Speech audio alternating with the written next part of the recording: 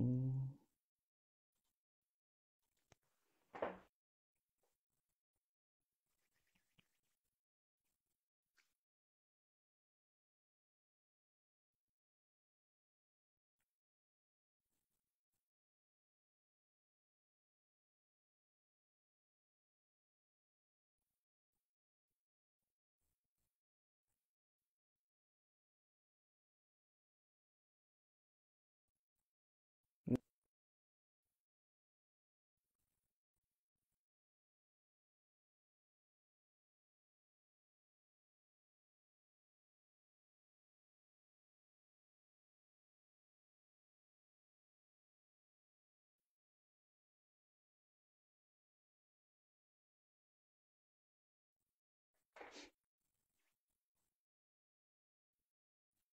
ok, gente. Vamos só esperar aí o professor aparecer na live. Pra quem tá aqui, vocês estão conseguindo me ouvir bem? Tranquilamente, sem nenhum problema?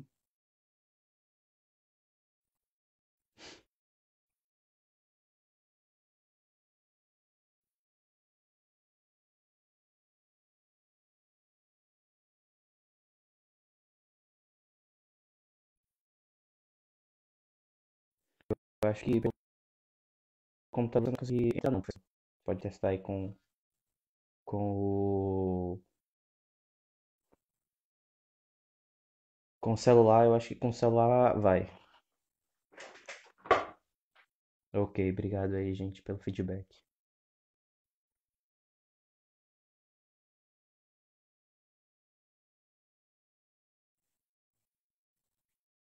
Essas lives elas vão ser todas gravadas, viu, gente? Se por algum acaso vocês precisarem sair no meio ou tiver algum empecilho e não puderem assistir ela no final, a gente vai deixar ela no IGTV e vamos também, agora a gente está também dando uns uploads no YouTube. Então, se vocês procurarem lá no Diretório Acadêmico de História da UFOB, vocês vão encontrar.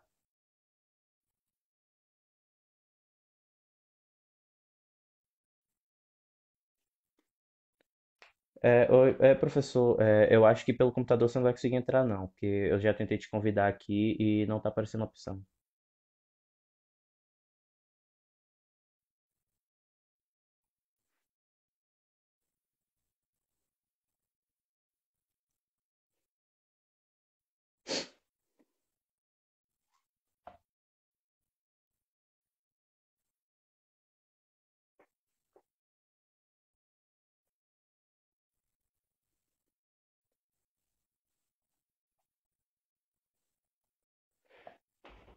Então, acho que enquanto o professor vai arrumando aí as coisas, eu vou falando um pouco sobre esse livro aqui, que vai ser a nossa indicação, né, que é o livro do professor.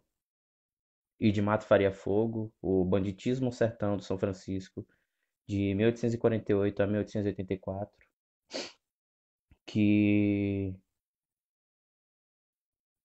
é um livro muito interessante, eu acho que eu gostei bastante de ler ele, porque ele toca em aspectos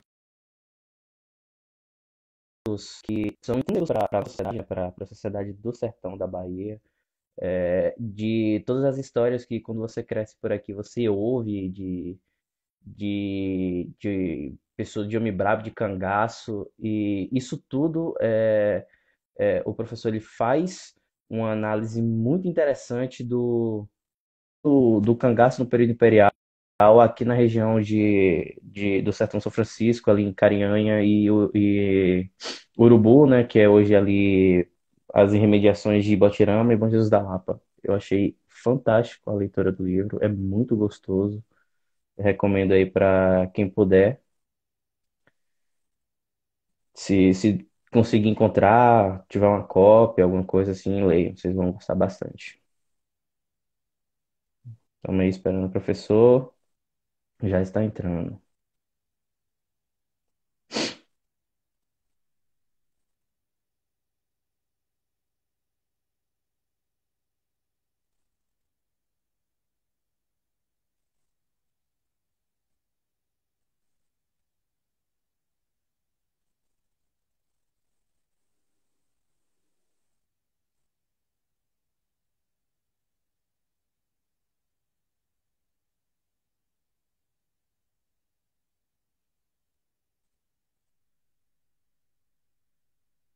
Ok, tamo aí. Vamos ver se agora vai. Olá, Matheus. Aí. Olá, tranquilo. Boa noite. Tá me ouvindo bem? Boa noite. Tá me ouvindo bem, professor? Tá tranquilo. E você? O pessoal tá Tamo escutando bem?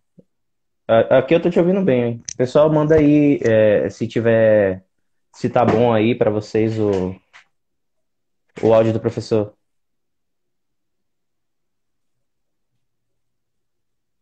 Ó, Olha, Ana, professor, enquanto o pessoal aí não dá o feedback, eu vou falar até, né? Eu fiz uma leitura aqui do teu livro e eu posso dizer que eu adorei ler. Foi muito bom a leitura dos livros, dos capítulos. Acho que foi fantástico poder ver a sua análise desse período aqui, né? De uma parte, acho que extremamente importante para a cultura nordestina e para a cultura do sertão, principalmente por aqui, né? Porque a gente ouve sempre diversas histórias sobre esses bandidos, sobre esses cangaceiros. É algo que a gente cresce ouvindo e o teu livro ele faz uma análise muito interessante sobre as motivações e sobre o que realmente ocorre de o porquê leva esses cangaceiros a irem para essa vida. E isso acho que foi uma das coisas que foi muito delicioso de ler. Foi uma leitura assim que eu devorei, assim que eu peguei aqui para ler, foi um tapa, porque eu gostei bastante da leitura do livro. E agora sim. Eu vou passar a palavra para você, né? Você tem aí de 30 a 40 minutos, você pode falar à vontade e o pessoal aí, se tiver algum questionamento, já pode ir mandando no chat aí que depois no final a gente lê para você poder fazer as perguntas. Você responder, na verdade. tranquilo, Matheus. Eu agradeço as suas palavras, agradeço também o convite para estar aqui. Espero que todos estejam bem na medida do possível. Uma situação que a gente está vivendo ainda muito complicada no país, mas vamos aí confiar que a gente vai ainda conseguir superar isso. Tem muita batalha pela frente, né? Mas Hum. não tá fácil, mas também a gente não pode baixar a guarda, né? Bom, esse livro, ele é, na verdade, resultado da pesquisa do mestrado. O tema do banditismo ele sempre me motivou, curiosidade, sempre me deu muita curiosidade. Já desde quando estava no ensino médio, já me interessava bastante por cangaço. E aí eu ia muito cordel, eu tinha um cordel em casa, né, que era do meu pai, e os cabras de Lampião, a vida de Lampião, a chegada de Lampião no inferno, eram alguns dos títulos que tinham lá em casa, e depois eu fui ficando atrás, e toda vez que eu viajava para o interior, ele procurava captar informações, né, sobre cangaço, algo desse tipo, e também sobre a Guerra de Canudos, que ele acabava me gerando muita curiosidade. Então, quando eu entrei na minha graduação, alguns colegas meus, eu já estou vendo aqui alguns que já estão aqui presentes, né, colegas meus da época de graduação já sabiam desse meu interesse, portanto que eu já demonstrava empolgação com o tema. E eu me lembro que quando estava fazendo, acho que Bahia 2, exatamente, História da Bahia 2, lá na grade da Universidade Católica, Salvador, eram três Bahias. Bahia 1, História da Bahia 1, que era para o período colonial, História da Bahia 2 para o período do Império, e a 3, que era para o período republicano. Então, em História da Bahia 2, nós tínhamos que fazer uma pesquisa, tínhamos que levantar um personagem membro que eu aproveitei e falei assim, não, vou estudar, vou aproveitar e tocar o que eu gosto mesmo, que é essa coisa do cangaço. E aí eu me lembro de eleger como tema o cangaço na Bahia no século XIX. Eu me lembro até de uma provocação de um colega, Carlos Chacal, e que ele virou e falou assim, mas Sancho, havia cangaço na Bahia no século XIX? Será que esse termo dá para aplicar? E aí foi que então comecei a modular, pensar, não, então não vou entrar nesse esparro e de repente estar trabalhando com o conceito para o período e também pensar o conceito de forma historicizar o conceito. E aí eu comecei então a mergulhar no tema do banditismo do século XIX, já vários já me incentivavam na graduação, Pedro Venetti, Afonso, Sérgio Guerra, né? E então eu comecei a mergulhar. E aí, na minha especialização, fiz um TCC sobre o banditismo na Bahia, na segunda metade do século XIX. Já foi uma espécie de meio que uma preparação, né, para tentar ajustar a pesquisa para um mestrado. Só que na época eu trabalhei mais com o. Vou mandar um abraço aqui para um amigo que está aqui já do bando, Eduardo, grande figura, né, e um companheiro também da época de graduação, muitos debates, até hoje. Então, na especialização, eu trabalhei mais com presidentes de província.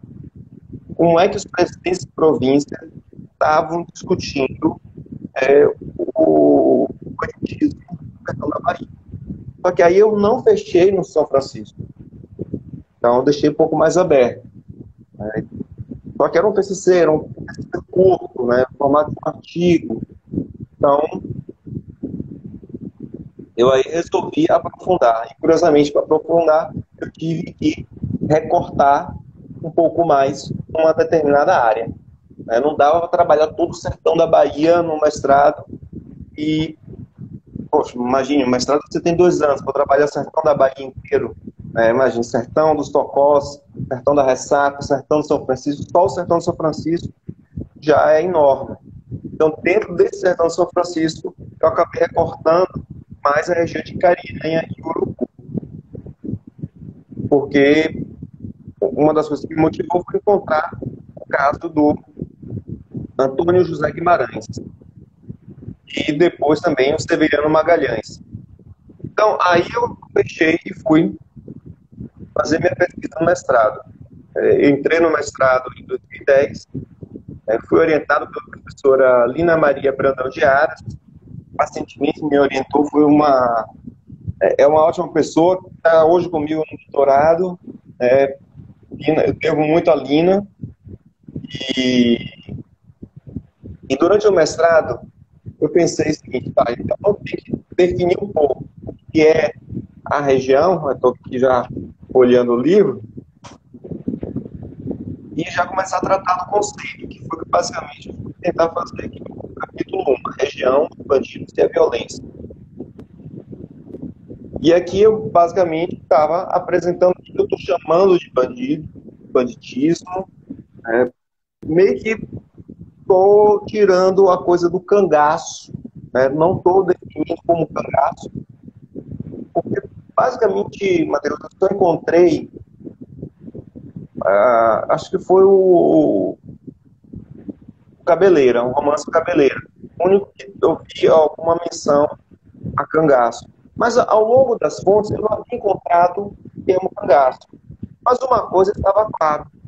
Você tem uma reunião de pessoas armadas, né?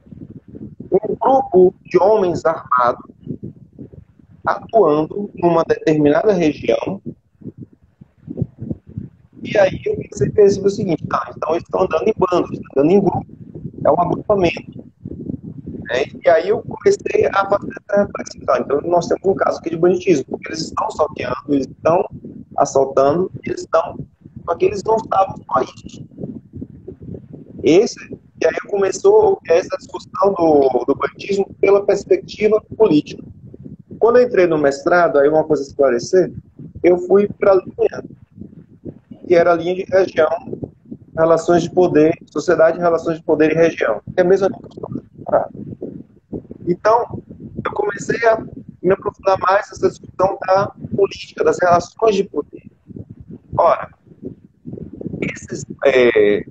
esse banditismo, ele não dá para considerar como cangaço por N motivos, né? O cangaço, a gente imagina muito o cangaço do Lampião, do Antônio Silvino, o senhor Pereira, e não dá para a gente enquadrar momentos históricos diferentes, situações diferentes, mesmo que tenhamos ainda algumas circunstâncias um pouco próximas da questão da violência de família, enfim. E então, nesse primeiro capítulo, eu também acabo resenhando a discussão do Hobsbawm sobre banditismo social. Ora, é uma discussão importante. Nunca. Hobsbawm não é um autor que deve ser desprezado, muito pelo contrário. Tem muitos críticos desse conceito de banditismo social do Hobsbawm. Mas ele ainda é capaz da gente refletir um pouco sobre algumas circunstâncias políticas também. Mesmo que Hobsbawm ele considere isso à luz do Rebeldes Primitivos, que é uma obra anterior a Bandidos, na qual ele considera como um movimento pré-político. Aí uma das críticas que eu faço, você olha, tinha uma disputa política aí.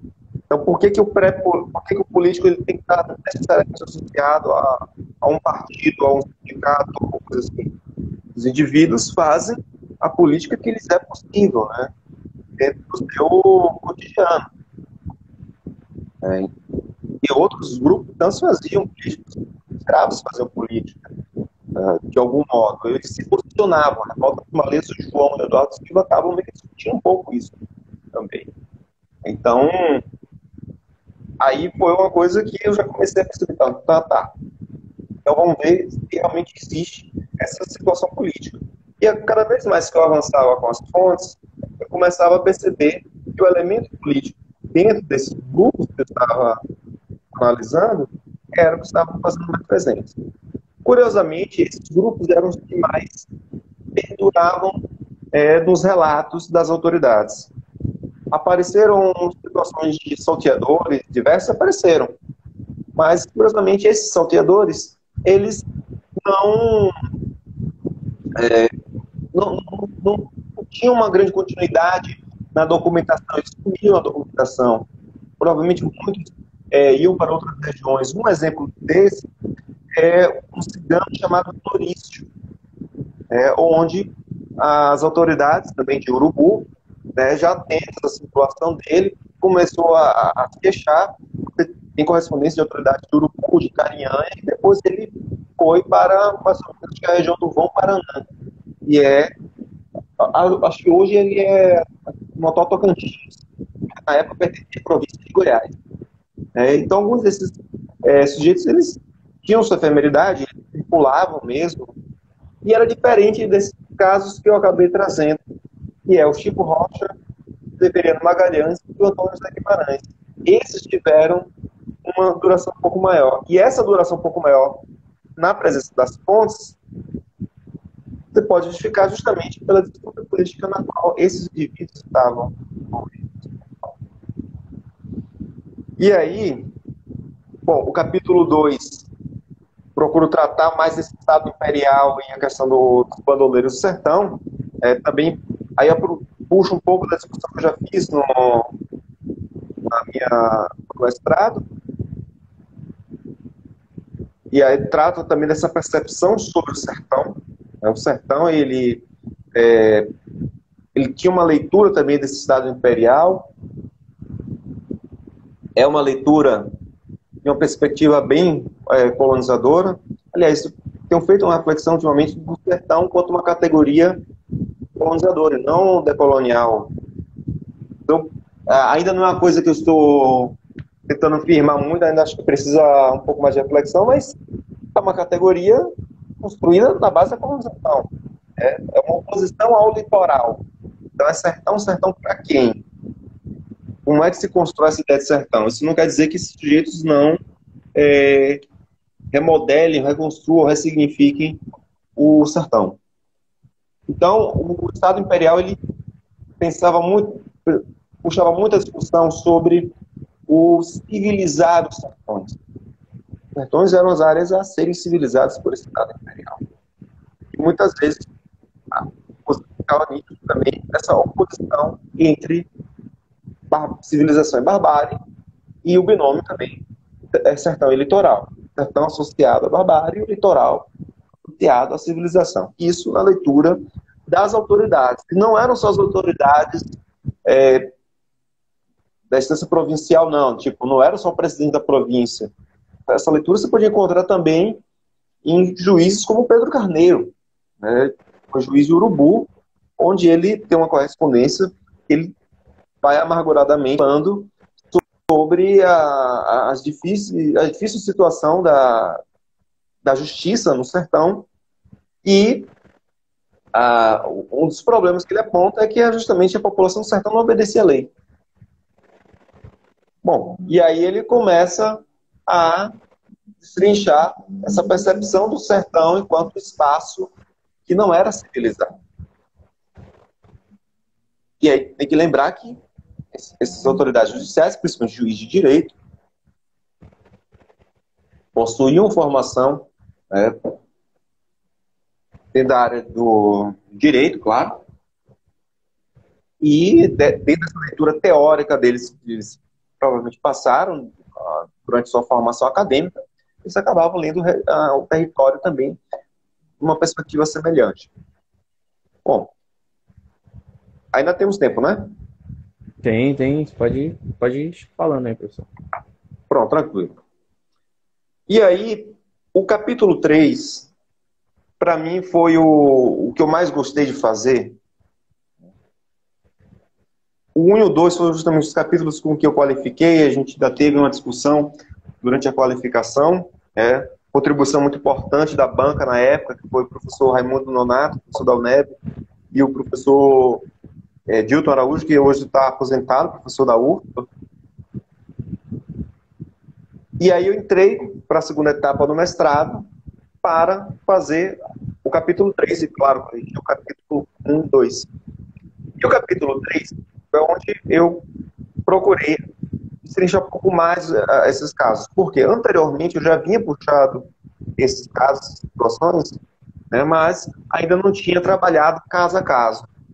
E então no capítulo 3, né, eu botei o lobo das alcateias, né, justamente porque é uma denominação que aparece também na documentação. Os juízes, para dar um tom mais dramático, né, acabavam usando algumas dessas formas. Aliás, o título de Mato Faria Fogo, inclusive, surgiu de um dos documentos, onde o juiz de Carinhanha havia escrito a tentativa de invasão, né, de Nicandro Albino Lopes e o padre Francisco Alves Pacheco, que era do bando de José Guimarães, e eles colocaram a ameaça do Nicandro Albino Lopes, que iria invadir, iria matar o próprio juiz, e disse de mata ele faria fogo. Então eu pensei, bom, deixa eu pelo menos tentar puxar aqui o título pelas fontes. E aí, na subdivisão do capítulo, os lobos e suas alcateias, capítulo 3, coloquei o primeiro item, né, a alcateia de Antônio José Guimarães, o Neco, Chico Rocha e Severiano Magalhães. Mais do banditismo, tem um detalhe, né? Aqui são dois grupos em um item, né, que é o Neco, o Chico Rocha e o Severiano Magalhães. Eles eram contemporâneos e praticamente na mesma área. E, por fim, Entre Bárbaros e Lobos, que é onde faço uma discussão sobre fontes, bandidos, e trago mais alguns outros casos que eu não consegui explorar pela dificuldade de acesso às fontes. Bom, quais foram as minhas fontes que eu trabalhei aqui no mestrado? Foram as correspondências de juízes, tive algumas coisas também de correspondências de Câmara, mas principalmente as correspondências de juízes, de Urubu, de Carinhanha, de das Éguas, e as falas e relatórios presentes por mim. Aí eu falo isso porque provavelmente alguém pode chegar e falar assim, poxa, trabalhou com banditismo e não trabalhou com processo crime. Seria a coisa mais lógica, né, que alguém trabalhar com processo crime. Mas aí uma coisa que também tem que se dizer, né? Durante o mestrado, não consegui vir para Paratinga ou para Carinhanha para tentar fazer uma em cartório, no fórum. Isso foi uma dificuldade. Primeiro, que você eu estava fazendo mestrado sem bolsa, né? Teve essa dificuldade de estar trabalhando numa faculdade particular, ser demitido e estar sem bolsa e logo em seguida ser chamado para dar aula no Estado, quando fui convocado para ser professor do Estado. E aí, bom, saudações, Lina.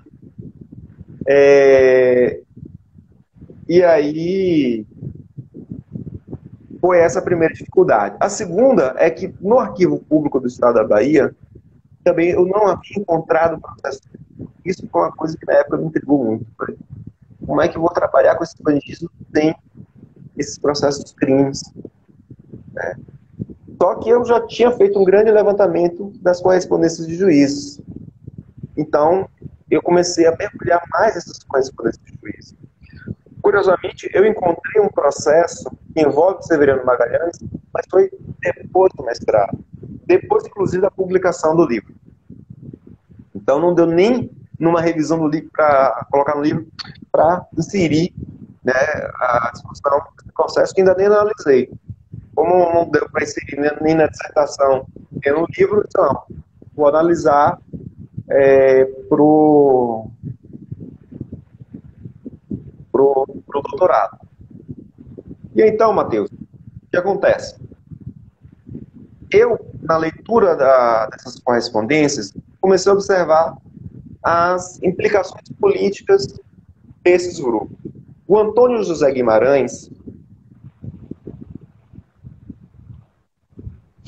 ele também, ele foi um dos que proporcionou essa percepção política.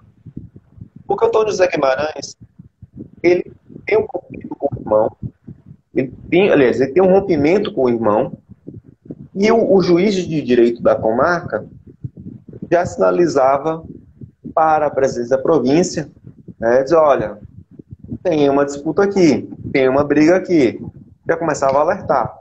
Outras autoridades também começavam a ter outros alertas. Cada um puxava a sardinha para um lado. O Antônio José Guimarães, ele rompeu com seu irmão, chamado José de Araújo Antônio Guimarães. É complicado mesmo que os pais entenderam os nomes aí no batismo. E então, as tensões foram aumentando nas disputas políticas por controles locais, inclusive uma barca de passagem, não tinha ponte para Bom Jesus da Lapa, que hoje quem sai de Santa Maria da Vitória vai para Bom Jesus da Lapa, tem a ponte ali tranquilo. Se não tinha essa ponte, a passagem era pelas barcas. Ora, o que acontece? Havia essa disputa, né? Havia uma pressão, né, sobre o controle dessas barcas de passagem. O Nicandro Albino Lopes, que era corretor geral, ele chegou ao momento de acusar, por exemplo, o José Antônio de ter fraudado o cofre de órgão. O que é o cofre de órgão? Você tem o cofre que é administrado pelo juiz municipal de órgão. E o José Antônio tinha sido esse juiz. José Antônio, irmão de Antônio José Guimarães, consequentemente eram primos, né, do Nicandro Albino Lopes. Só que o Nicandro Albino Lopes era aliado do Antônio José Guimarães. É complicado a gente falar isso, porque ainda mais que o nome deles não ajuda, né? Porque a gente acaba confundindo mesmo. Mas o Nicandro Albino Lopes, ele, quando saiu de Jacobina e foi está lá em Urubu, ele teve muito mais aproximação com o Antônio José Guimarães. Por conta dessa acusação, o José Antônio, que era comandante superior da Guarda Nacional, foi lá e prendeu o Nicandro Albino Lopes. E aí, então, foi estopim. As coisas pioraram. O Antônio José Guimarães passou a reunir gente armada em sua fazenda, dentro da Boa Vista. E, e aí tem também um padre, que é o Francisco Alves Pacheco, que era primo deles também. Você tem o vice-presidente da Câmara de Vereadores. Então, você tem todos esses grupos, até que em janeiro de 49, o Antônio José Guimarães entra pela segunda vez. Ele tinha tentado entrar uma e não dado certo, entrou na segunda vez, arrombou a cadeia, soltou o primo, e aí vem o conflito, e então ele vai ter uma emboscada contra o próprio irmão. O irmão se rende. Pela narrativa, o irmão teria se rendido, pedido perdão, só que o Antônio José Guimarães não teria pedido, e foi lá e executou o próprio irmão. Bom, as narrativas, elas acabam ganhando um tom de dramaticidade. E isso depende muito também de quem é essa autoridade que está narrando. O documento, o manuscrito, ele não é neutro, coisa nenhuma. A gente sabe disso. A gente não pode participar de uma pesquisa considerando que um documento escrito, um documento oficial, ele é neutro. Ele não é neutro. E essa autoridade, muito menos. A autoridade, ela se posicionava politicamente. E o José Antônio Sampaio Viana, que não estava em Urubu no momento do ataque, ele passa a relatar a partir de Macaúbas, era perto de Urubu.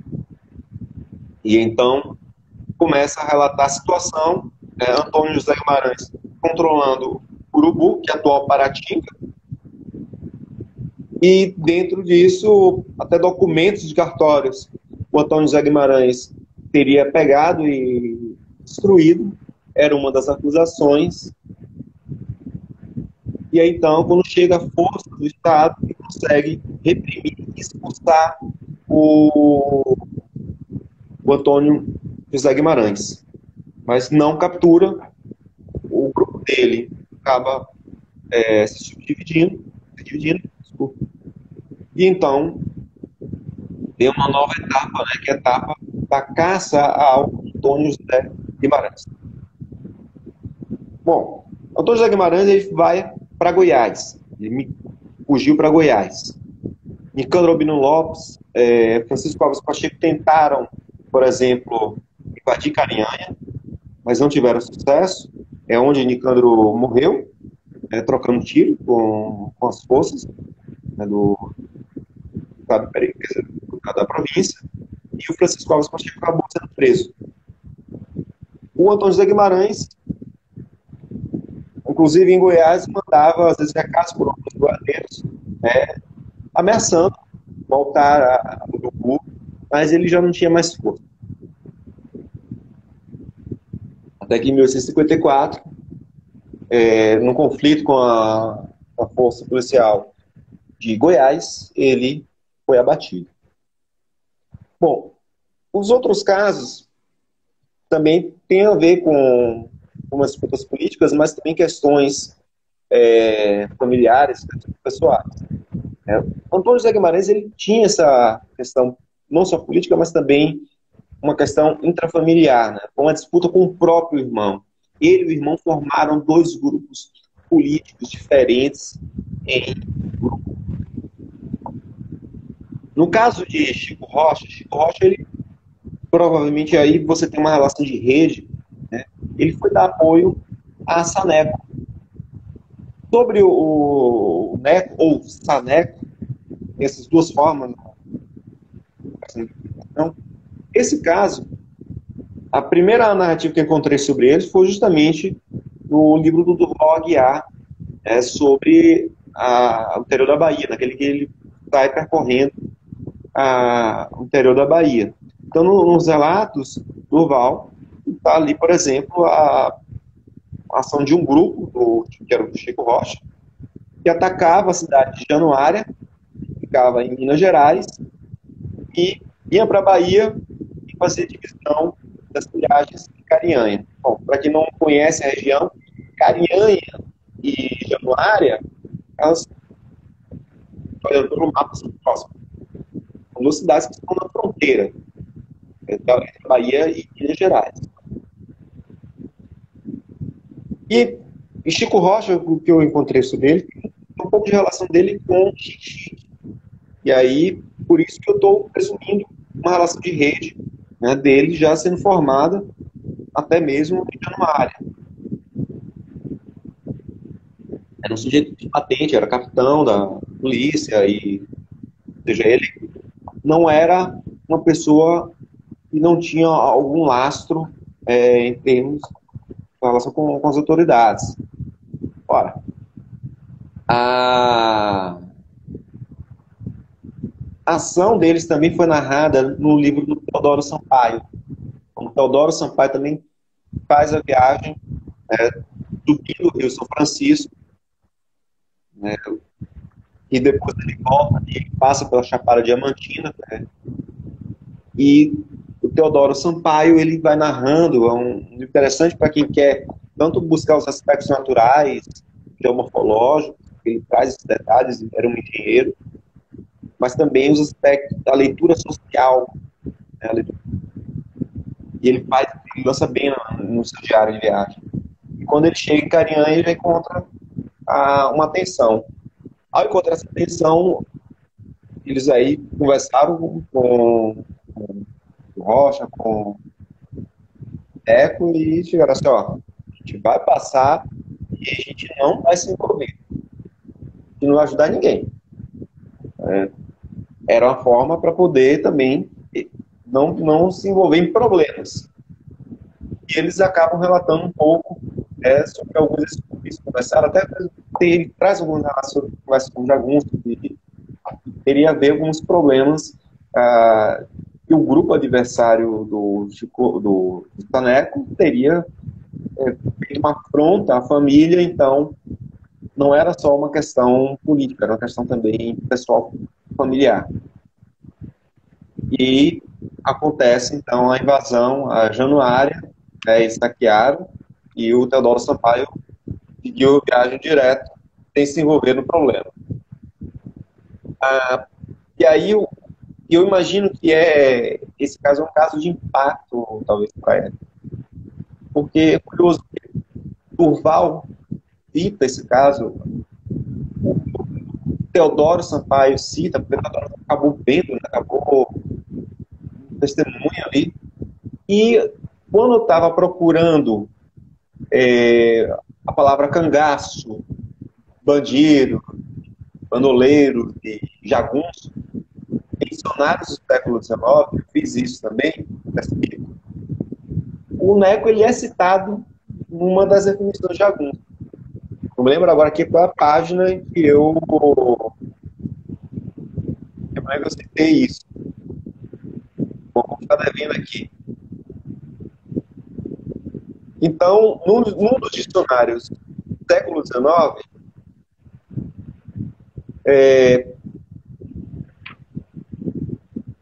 eu acho que eu achei aqui. Pronto, página 57, 58, né, o dicionário de Antônio Joaquim de Soares, dicionário brasileiro da língua portuguesa, de 1889. E aí, vem a definição da palavra jagunço, né? No Espírito Santo, sertão de Minas, Bahia, etc. Capanga. Vossa Excelência sabe que os jagunços, capangas, não faltam, desde que se lhes garanta a pilhagem, o saque. É essa esperança que lhes dá vida e ânimo. Fecha aspas. Juiz de Direito de Januária, Minas, ou Juiz de Direito de Januária, Minas, no telegrama do Juiz de Direito de Januária, disse que aquela cidade poderia ser atacada de um momento para o outro. E Magalhães vinha de Xique-Xique, com força de jagunços, auxiliar Taneco.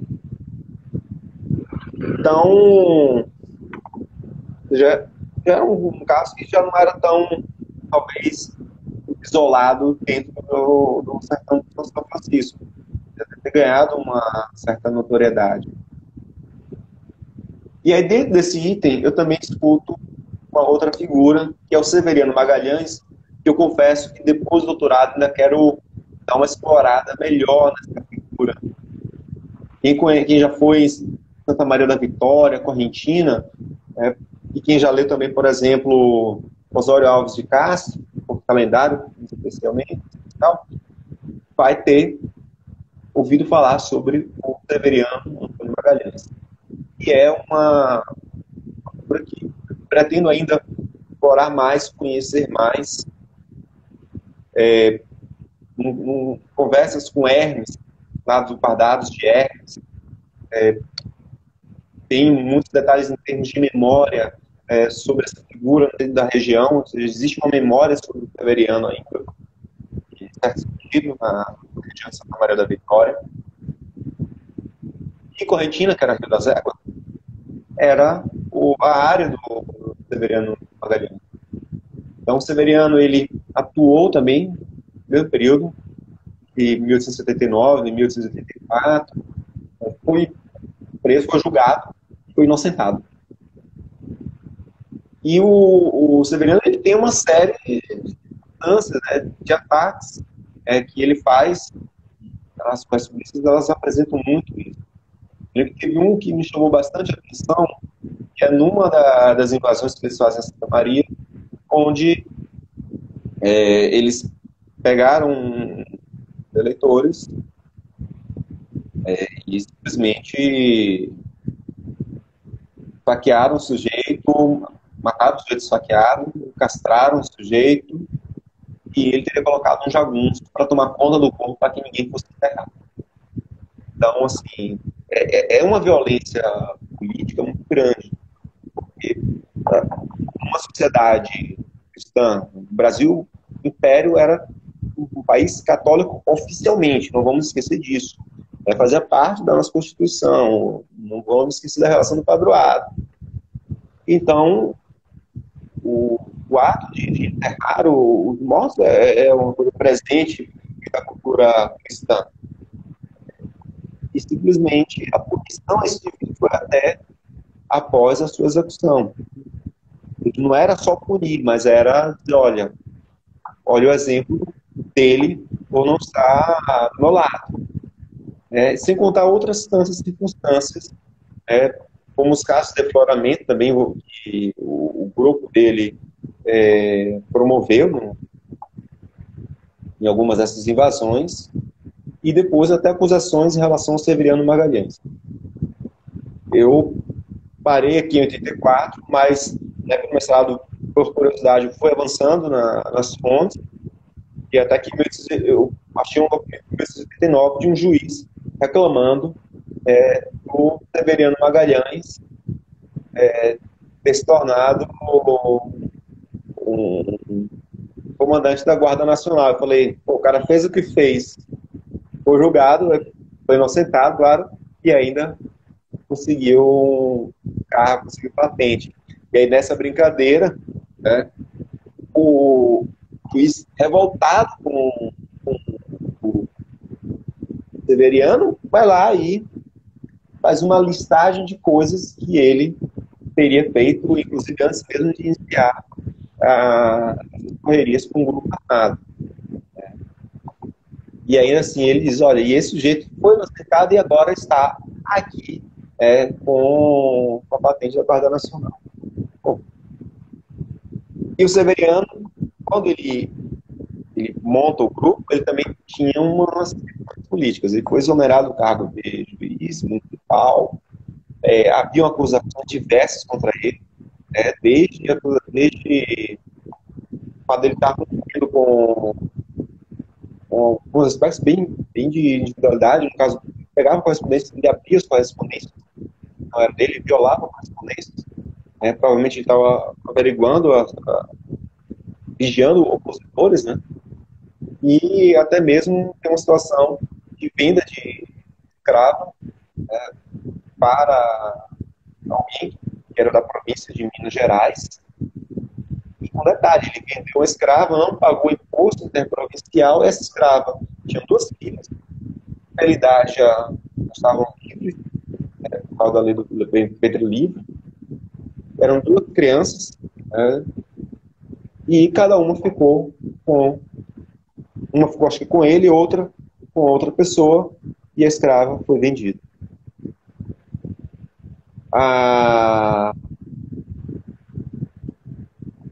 E depois, né, do mestrado, foi que eu tive o contato, por exemplo, com a obra do Osório Alves de Castro. E aí a gente tem uma percepção também do mundo da escravidão e o Severiano Magalhães. Na obra do Osório Alves de Castro, ele cita o caso do urubu branco.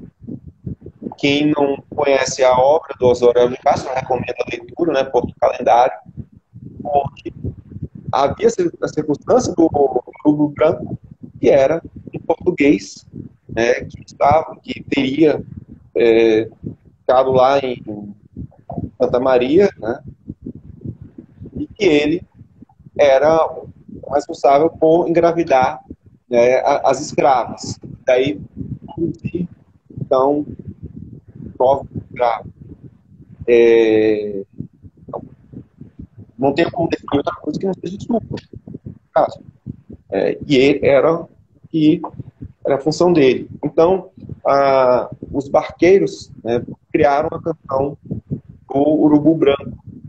E aí, só lendo o livro para vocês entenderem melhor, porque isso aí tem a ver com um papo sobre o que gera riqueza. Né? E aí, é uma coisa que não está no livro e na dissertação. Mas só para contextualizar. E o que gera riqueza seria, então, a peste, a fome, agora eu esqueci o terceiro item, e a guerra. E dentro dessas três coisas, eles trazem um relato de alguém que enriqueceu, acho que com a guerra, e os barqueiros, quando passavam próximo da venda dessa pessoa pelo rio, eles cantavam essa canção para lembrar do envolvimento desse sujeito com esses casos que envolviam a escravidão. E olha, você proporcionou aquilo.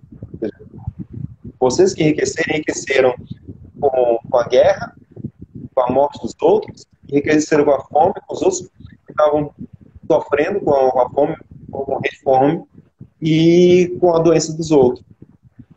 E aí eles traziam à tona esses elementos. Então, são coisas que infelizmente não puderam entrar no mestrado. Bom, defendi meu mestrado em 2011, e aí o livro saiu em 2017, finalzinho de 2017, pela Saga. Quem não conseguiu achar aí na rede virtual, no lugar, ou pela própria Saga, tem ainda a dissertação que está online. Publicou o livro, mas não tirou a dissertação do site de forma alguma, né? O compromisso a gente tem que ter. Aliás, a própria Saga também garantiu isso. Então, garantiu isso que eu digo, não criou empecilho para isso. E também não é interesse meu tirar a dissertação online, do acesso online. Eu acho que ela tem que estar lá, ou na universidade pública, e a gente tem que manter isso. E está lá, tanto a dissertação online, o livro está aqui, eu sempre digo, quem quiser ter acesso, se não conseguir pelo livro, tem pela dissertação, como preferirem. E é isso, é um trabalho que eu acho que ainda tem muita coisa aberta sobre o banditismo no Sertão de São Francisco. Eu tratei Carinhanha e o Urubu. Carinhanha, para quem não conhece a região, ainda permanece da cidade de Carinhanha, e infelizmente ainda tem muita, não consegui dar conta de tudo como eu gostaria, tem muita coisa aberta. Por exemplo, você tem a situação que aí já é fora um pouco dessa área aqui onde eu trabalhei no mestrado, mas que é no Sertão de São Francisco, que é o do Militão e os Guerreiros, que vale a pena explorar mais. Já tem um artigo produzido pelo Tio, tem a tese de Igor, que também já traz as informações também sobre essa disputa do Militão Guerreiro. Eu consigo mergulhar um pouquinho mais nela. Tem outras aqui envolvendo a nossa área aqui da Bacia do Rio Grande, que eu só encontrei agora no doutorado. Eu encontrei alguns personagens que ainda quero tentar ver que eu encontro mais. Acho que vai ser difícil, né? Porque entro naqueles casos, né, desses bandoleiros ou bandidos que aparecem na documentação, mas tem ele é efêmero na documentação, que eu acredito que por serem também a raia miúda, acabam não tendo um grande segmento, né? E sem contar os índios também aqui na região de Santa Rita e Formosa. Se não me engano, eles eram descritos como xamã, que vinham de Goiás e entravam, mas ainda estou analisando um pouco isso. Então, são algumas circunstâncias que estão aparecendo agora no doutorado, coisa que a gente pretende também é, rever daqui da época do mestrado. E até mesmo de violência policial, quando estavam caçando o Antônio José Guimarães, eu encontrei documentos agora, no doutorado, e aí, se quiser, a gente fala isso mais adiante. Você já estourou o tempo? Não, não, a gente tem ainda 9 minutos. Essa eu acho que é uma discussão que, para 60 minutos de live, ela é muito pouca. Eu acho que é algo que esse modelo do Instagram ele é um modelo muito restritivo para essas discussões. Acho que todas as discussões que a gente teve aqui elas são discussões tão fantásticas que 60 minutos acho que não cobre.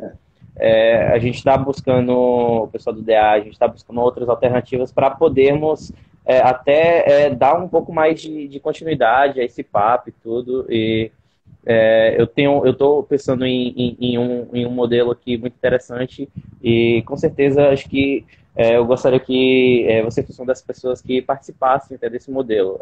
A gente vai bolar um pouquinho e eu vou fazer um convite para você depois, professor. Nossa.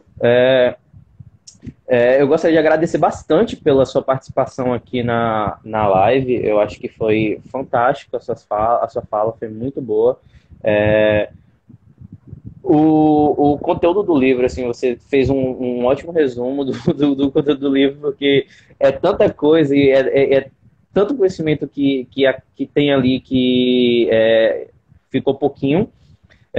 Eu acho que 60 minutos realmente não dá, gente. É porque tem tantas coisas que tem nesse livro que são tão interessantes de ser comentadas que acho que a gente não vai conseguir.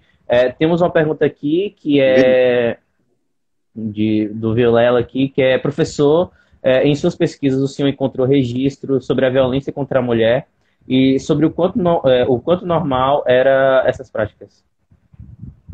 Bom, Milela, tem algumas circunstâncias que envolvem o Severiano Magalhães com relação aos defloramentos, mas não me aprofundei muito bem nisso. Aliás, é uma dívida que eu tenho da época do mestrado com Lina. Eu já falei isso com Lina, né? Fiz uma matéria com ela no mestrado e meio que a gente ficava assim, ela disse, tem que falar alguma coisa de gênero. Então, uma vez a gente conversando, brincando, aí eu disse, não, essa dívida pode anotar, essa dívida eu tenho, essa de gênero. E esse debate sobre a violência para a mulher, eu acho que hoje, no doutorado, eu estou começando a ter alguns elementos para poder discutir. Nesse caso que eu estava falando agora, do Antônio José Guimarães, falei, com lance de violência policial, tem um câncer e foi numa fazenda vou olhar aqui depois nos fichamentos, que agora é para o doutorado, e alguma autoridade ligada à Barra, da gente, e essa autoridade estava fazendo queixa com relação à força policial que invadiu a sua propriedade, prendeu algumas pessoas lá dentro, e eles começaram inclusive os policiais, os soldados da polícia, estavam falando, fazendo ameaças, inclusive às mulheres e filhas e esposas dessas pessoas que estavam nessa fazenda. Eles disse, olha, está atrás do Antônio José Guimarães. E aí eles começaram, parece que os policiais teriam dito que teriam feito alguma dessas violências lá em Carinhanha, quando estavam perseguindo o Antônio José Guimarães. Então, essa violência contra a mulher, ela, na documentação, ela não é algo que muitas vezes aparece de uma forma tão bem explícita, né? mas ela está lá. E isso é algo que, para o mestrado, ainda não tinha muita coisa, mas acho que agora, para o doutorado, já estou encontrando algo que eu quero retomar desses bandoleiros. Só para uma coisinha, tem uma das correspondências de juízes de Campo Largo, que eles vão falar também de um sujeito num povoado chamado Povoado das Barreiras. Não sei se vocês conhecem onde é hoje esse Povoado das Barreiras, onde eles falam que foram atrás de um sujeito chamado Mata-Mulher. Quer dizer, apelidado de Mata-Mulher.